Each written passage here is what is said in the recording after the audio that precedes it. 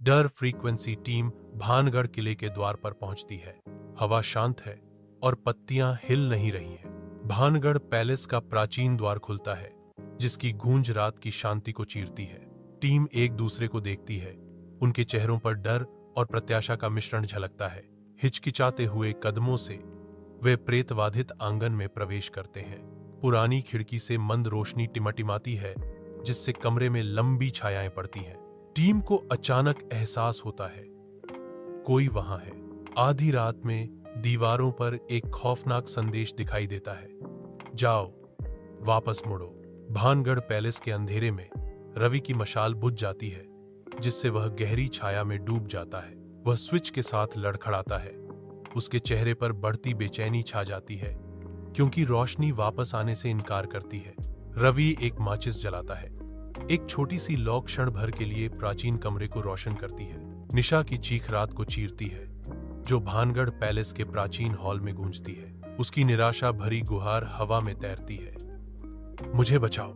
मित्र चिंतित हो जाते हैं। उनकी आवाज महल में गूंजती है, निशा कहां गई? डर के कारण वह पुराने कमरे की ओर दौड़ते हैं। वे प्राचीन दरवाजों को धकेलते हैं, कब्जे विरोध में कराहते हैं। पुराने लटकते पेड़ की घुमावदार शाखाओं के नीचे एक आकृति रहस्य में डूबी खड़ी है, लेकिन यह निशा नहीं है। आधी रात में निशा की आंखें लाल रंग की चिंगारी से चमक उठती हैं। वह महल में गूंजती हुई अपनी आवाज के साथ प्राचीन मंत्रों का जाप करती है। धुंधली चांदनी के नीचे भानगढ़ का किला खड़ा है, जिसके प्राचीन पत्थर भूले हुए समय की कहानियां फुसफुसाते हैं। छायाएं नाचती हैं, परिचित आकृतियों को राक्षसी आकृतियों में बदल देती हैं। मशालें टिमटिमाती हैं, एक अजीब सी चमक बिखेरती हैं, क्योंकि टीम निराशा में चिल्लाती है, निशा, वापस आओ, यह तुम नहीं हो। भानगढ़ किले के दिल में निशा के शरीर को एक प्राचीन भूत ने पकड़ लिया। वह ऊपर उठती है, हवा में तैरती हुई। हवेली की दीवारों पर लगी पुरानी तस्वीरें हिलने लगती हैं। उनकी मूक कहानियां रात में जाग उठती हैं।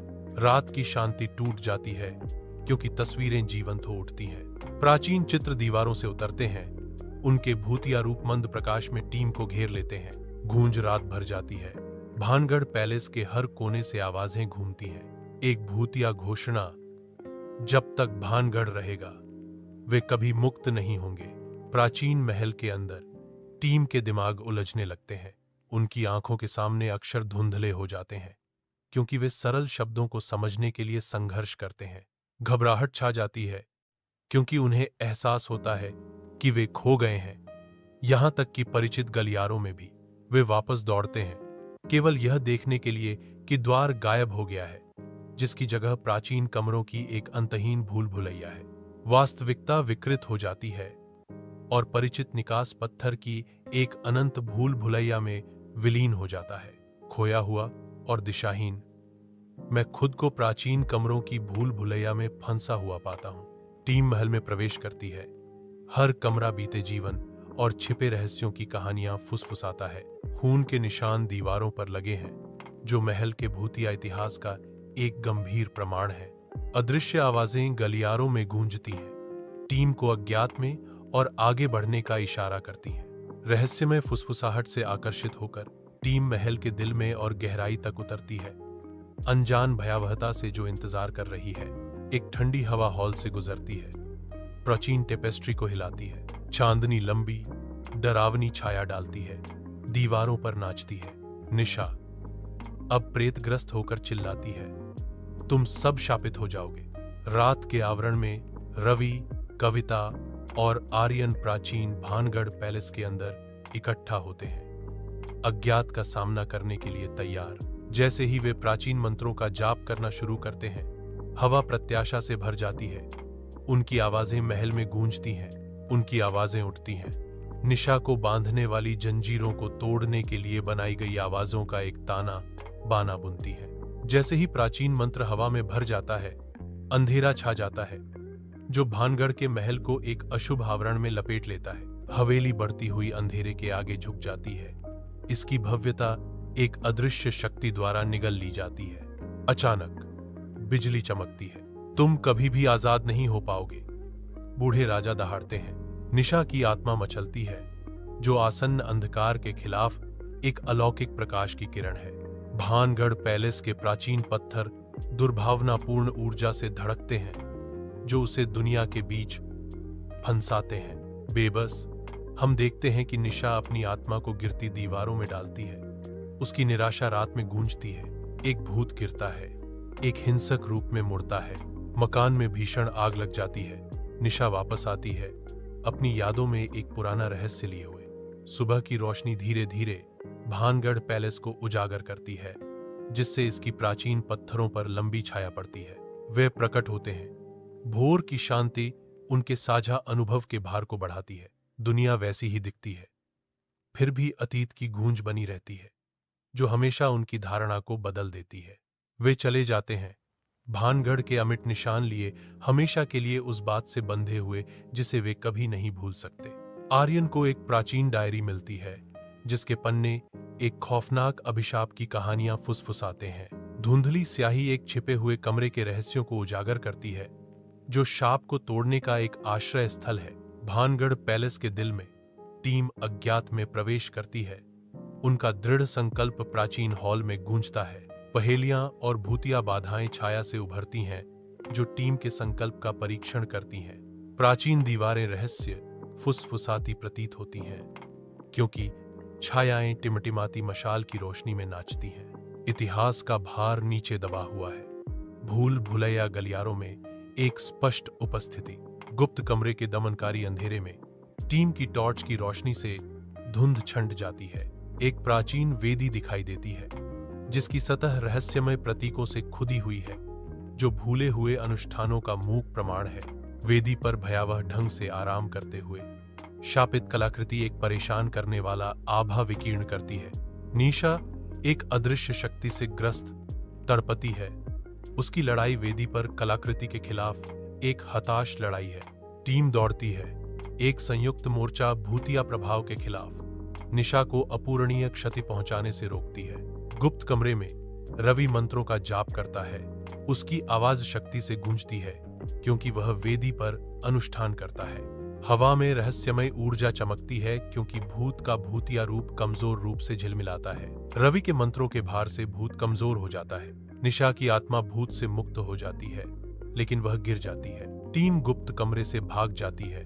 समय के खिलाफ दौड़ते हुए महल उनके चारों ओर ढह जाता है। टीम किले से निकलती है। सुबह की धूप में उनके पीछे छायाएं खिंचती हैं। टीम के जाने के बाद किला शांत खड़ा है। इसके रहस्य अब उनके दिलों में समाये हुए हैं। सुबह का सूरज और ऊपर उठता है, आगे के रास्ते को रोशन करता है। टीम आगे बढ़ रही है। जो उन्होंने देखा है उससे हमेशा के लिए बदल गई है। किले के हत्तों बाद आर्यन यादों से जूझ रहा है। वह निशा को खोजने का फैसला करता है। निशा किले पर हुई घटनाओं को याद करने के लिए संघर्ष करती है। उसका मन अनिश्चितता से घिरा हुआ है। उसे एहसास होता है कि वह बदल गई है। आर्यन और निशा भानगढ़ किले में पहुंचते हैं, जो अपनी गहरी आशंकाओं का सामना करने के लिए तैयार है। आर्यन और निशा किले से गुजरते हैं। उनके कदमों की गूंज शांत गलियारों में गूंजती है। डर की यादें फिर से उभरती हैं, क्योंकि वे उन जगहों पर दोबारा जाते हैं जिन्होंने कभी उन्हें कैद किया था। खंडहर हो चुके भानगढ़ पैलेस में आर्यन और निशा आमने सामने खड़े हैं। उनके चेहरों पर डर गहराई से अंकित है। धूल के कण प्रकाश की किरणों में नाचते हैं, उनकी साझा चिंताओं को उजागर करते हैं। वे एक दूसरे को दमनकारी वातावरण के खिलाफ एक नाजुक सहारा प्रदान करते हैं। आर्यन और निशा किले से निकल जाते हैं। उनके कदम हल्के होते हैं, उनका बंधन मजबूत होता है। डूबता सूरज प्राचीन पत्थरों को नारंगी और बैंगनी रंग के जीवंत मिश्रण में नहलाता है। मंद रोशनी वाले स्टूडियो में आर्यन, निशा, रवि और कविता के चेहरों पर छायाएं नाचती हैं। हर कोई विचारों में खोया हुआ है। एक अस्थायी कैमरा मंडराता है, जो उनके हर भाव को कैद करने के लिए तैयार है। हवा आशंका और दृढ़ संकल्प से चटक रही है। भावनाओं का एक शक्तिशाली मिश्रण।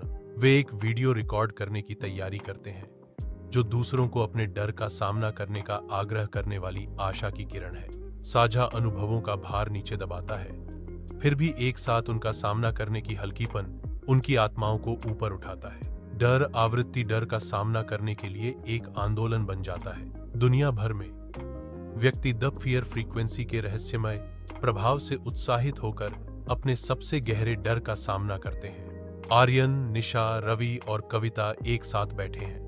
उनके बीच उपलब्धि की एक साझा भावना स्पष्ट है। उन्हें एहसास होता है कि उन्होंने दुनिया में बदलाव शुरू कर दिया है। भानगढ़ किला खड़ा है। यह याद दिलाता है कि डर पर काबू पाया जा सकता है। एक नई टीम भानगढ़ किले के भीतर द फियर फ्रीक्वेंसी के पथ पर कदम रखती है। द फियर फ्रीक्वेंसी की विरासत लोगों को अपने डर का सामना करने के लिए प्रेरित करती है। लोग दुनिया में बदलाव लाते हैं। द फियर फ्रीक्वेंसी स्टूडियो के दिल में आर्यन, निशा, रवि और कविता इकट्ठा होते हैं। अपनी यात्रा की शुरुआत महसूस करते हैं। दुनिया भर में लोग द फियर फ्रीक्वेंसी से प्रेरित होकर अपने सबसे गहरे डर का सामना करते हैं। चेहरे डर, दृढ़ संकल्प और विजय से अंकित हैं, क्योंकि वे अपनी सीमाओं से आगे बढ़ते हैं। आकाश भावनात्मक रोलर कोस्टर को दर्शाता है, जो उज्जवल दिन के उजाले से स्याही जैसी कालिमा में बदलता है। स्क्रीन पर द फियर फ्रीक्वेंसी का लोगो दिखाई देता है, जो इस बात की स्पष्ट याद दिलाता है कि डर पर काबू पाया जा सकता है।